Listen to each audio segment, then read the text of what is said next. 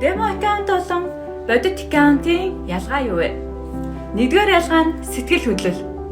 Та демо аккаунт дээр хайрцангуй сэтгэл хөдлөл багтаагаар арилжаанд оролцдог бол бодит аккаунт дээр та сэтгэл хөдлөл өндөртөөгөөр өөрийн шийдвэр гаргалтуудад хандж байдаг.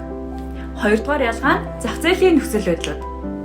Демо аккаунт дээр танд зах зээлийн боломжит нөхцөл байдлууд олгогддог бол бодит аккаунт дээр та зах зээлийн тааварлашгүй нөхцөл байдлуудтай нүүр тулдаг.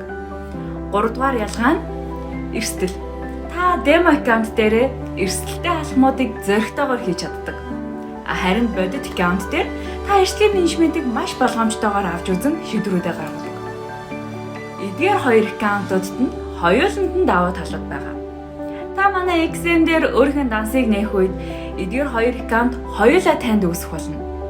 Та демо аккаунтаар өөрийгөө бэлтгэн арилжаа хийж үзээд өөрийгөө бэлэн болсон гэж үзсэн үедээ бодит аккаунтаараа арилжаанд өөртөө итгэлтэйгээр оролцоорой. Мөн биднийг дагаад манай үнэгүй вебинаруудад оролцоод арилжааны талаарх илүү дэлгэрэнгүй мэдээллүүдийг аваарай.